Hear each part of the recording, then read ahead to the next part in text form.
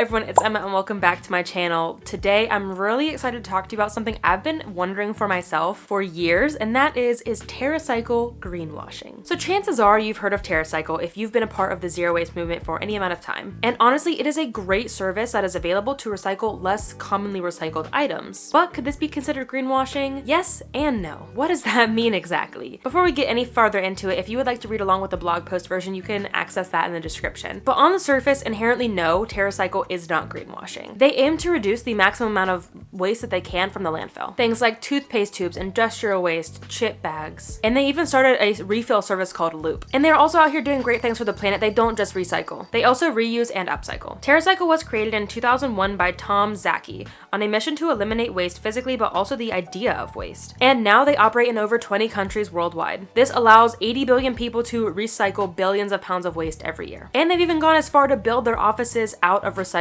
waste. Now, before we talk about greenwashing, let's first talk about how TerraCycle even works, because this is something I really was not sure of until I started researching for this video. So first, the research and development team worked to analyze the materials and figure out the best way to turn it into something new. They then worked to create a supply chain from collection to sorting to rinsing and then upcycling. Next, they work on how to safely collect, ship, store, and then turn these products into new materials. And then when it comes time to be recycled, TerraCycle looks at each product individually and analyzes how each product would best be recycled. After being collected, the waste is sent to a local TerraCycle material recycling facility. There is one in each country where it is collected. So for example, if my waste was, say there was some waste that was collected in Canada, they would not ship it to the United States to be recycled. They would keep it within Canada to minimize emissions there. And the goal is to always reuse an item and not incinerate. Granted, incineration does have to be the last resort, but also sometimes the first resort for things like medical waste. But their goal is to always guarantee some sort of recycling. And then the materials that they are recycling, the goal is for those to be materials that are not commonly accepted by curbside recycling. Now, if you're looking for materials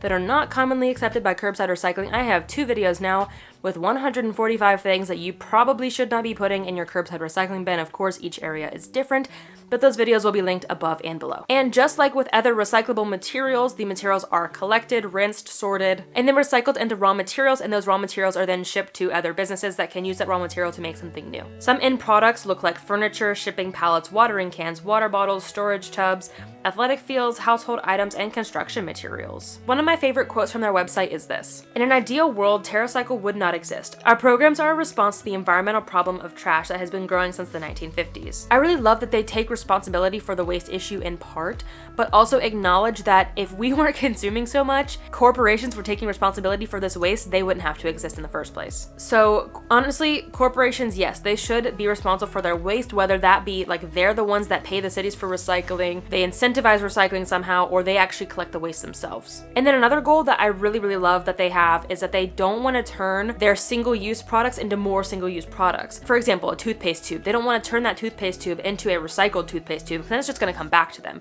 Their goal is to turn it into something like a bench, some playground equipment that will be around for a long time. And of course, they also realize that recycling is not the end goal. Recycling is like just one step above the landfill. We really should be reducing, we should be upcycling, we should be reusing these things instead of recycling. And you might often hear the analogy in the zero waste world that if your bathtub was overflowing, what do?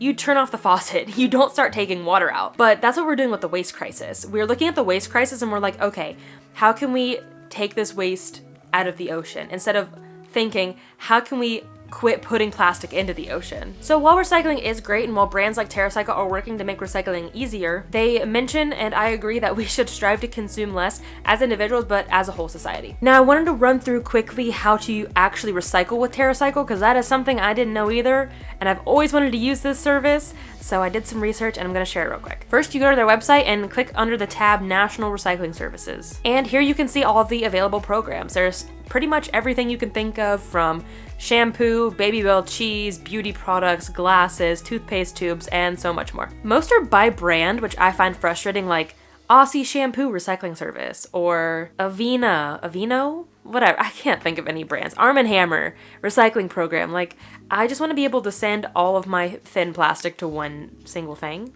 through one service. But regardless, there are tens, if not hundreds, of services to choose from. So first you have to apply, and then once you apply, you collect all of your items.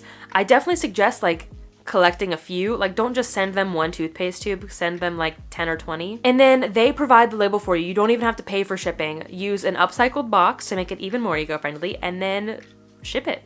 Pretty simple. It makes it pretty easy for consumers, in my opinion. Now, there are some services that do require a fee, but those are typically the ones like for bigger objects, or if you're looking to like set up a collection facility for yourself. But these individual programs are typically free. And if you have any further questions, their website is linked in the description if you want to learn more for yourself. So we come back to our question. Is TerraCycle greenwashing? In itself, no. I think they are legitimate. They have lots of certifications. They make it very easy for the consumer. They are very honest on their website, and you know, like we talked about, they believe that recycling shouldn't even exist in the first place. Now, I do, however, think that wasteful companies use TerraCycle to greenwash. Let me explain. So I see many brands these days with a little TerraCycle symbol on it. I bought a bag of like tortilla chips once that was using it. I've seen it on Taco Bell sauce packets. I see it on a lot of typically thin plastics. Now, I think this is great. It's great that we have the option to recycle with TerraCycle, but there are a lot of issues with it as well. First off, these brands are not talking about how you can recycle their products through TerraCycle. Granted, I've not really done much digging on their websites. Like, I don't know if Taco Bell's website has something, but I also know that Taco Bell doesn't have collection bins to recycle their packets through TerraCycle. So I couldn't explicitly find it on their website. This is what their website looks like. Nothing that says like recycle with us, TerraCycle, nothing. So I Googled separately Taco Bell TerraCycle, and I did find this page right here. I'll just show you the screenshot. And they do have it on their website, though I don't know how to get to it on their website from their website. Does that make sense? Like, I got to this webpage from Google, but regardless, what it says is sign up on TerraCycle, collect in a box, and then print the free label from TerraCycle.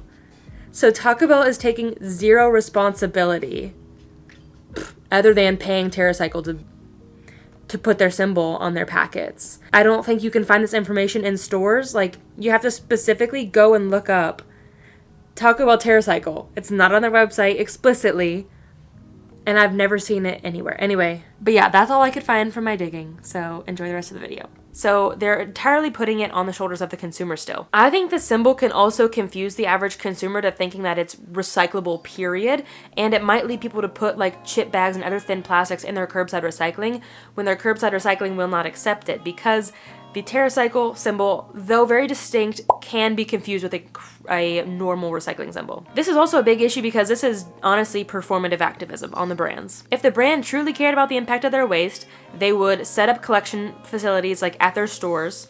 They would take responsibility for their actions directly. I think brands also use this system and think, my work here is done, I am eco, I'm taking all these eco actions, and then they stop there. They stop with slapping a TerraCycle label, a TerraCycle symbol on their products, and think, I'm good to go, consider my eco actions done. So it is quite a shame that I think that TerraCycle themselves are not greenwashing, but this service really does easily allow wasteful companies to take advantage of this great service, essentially trick consumers into thinking that their brand is more eco-friendly than it's not. And wink wink, that is what greenwashing is all about. I have a full video on greenwashing. I'll leave it linked above if you would like to learn more about what it is at the root and some tips on how to avoid it for yourselves. Now, do I wish TerraCycle didn't exist? Of course not. I think what they are doing with helping us to recycle less commonly recycled items is great. Keeping as much waste out of the oceans and the landfill is a good thing. Do I wish, however, that we put more pressure on the brands to take direct action for themselves? Yes. Again, I agree with TerraCycle wholeheartedly. Their service should not exist. We should stop consuming as much, and brands should take full responsibility for the waste that they create. So TerraCycle themselves are doing the right thing, but the brands are not, and that they're still putting 100% of the recycling efforts on the consumer. Now, there's a silver lining. Last year, 2021, Maine became the first US state that is actually mandating companies take back their waste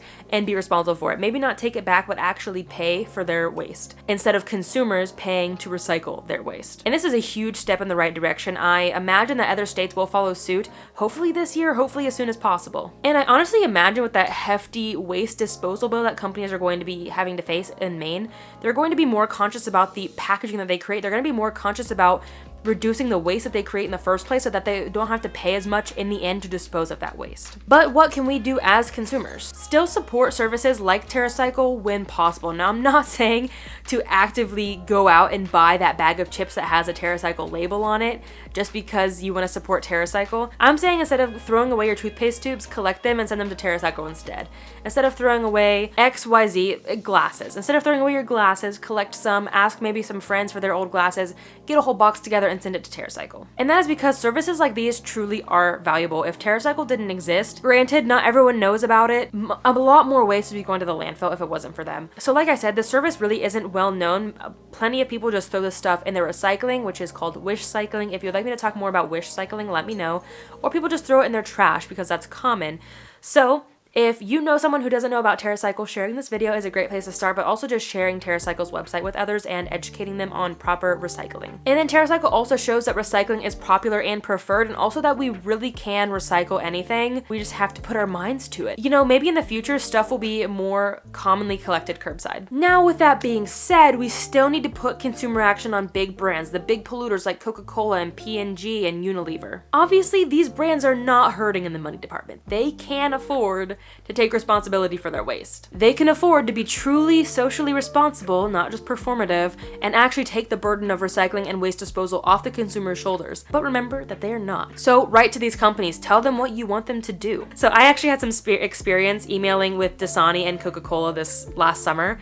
I will leave that video linked up here where I talk about it more. So it can be frustrating talking to these companies. You will often probably get replies from bots, or half-hearted replies like, oh, we're trying our best. One person writing obviously is not going to make a big difference, but imagine if all 10,000 of us, 10,500 now, wrote a letter to Coca-Cola saying, what you're doing to the environment is unacceptable and you should be responsible for your waste, not the consumers.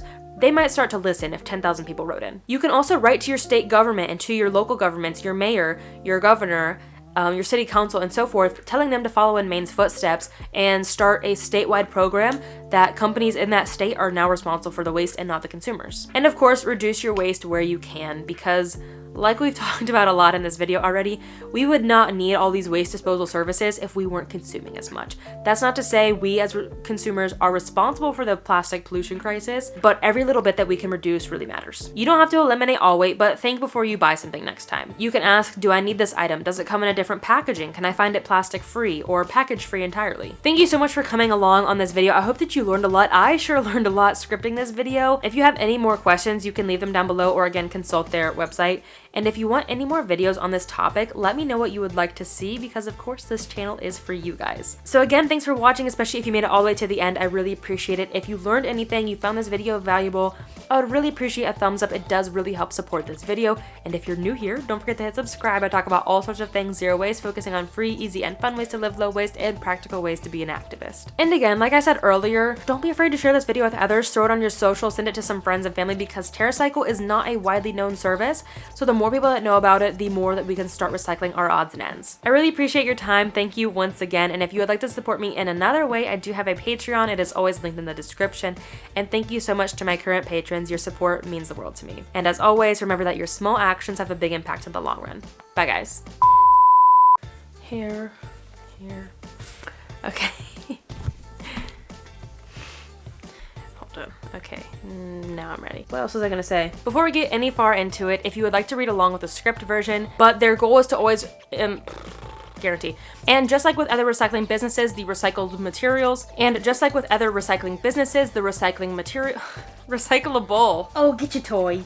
You get your toy. And then recycled, and then bundled. No. Our programs are a response. Why did I hesitate so much? So Harold's Get it, buddy. Get it. Cutie. Look at him back there. Are you gonna barf? Please don't barf. Are you okay? I need to lower this because I can no longer sit up straight.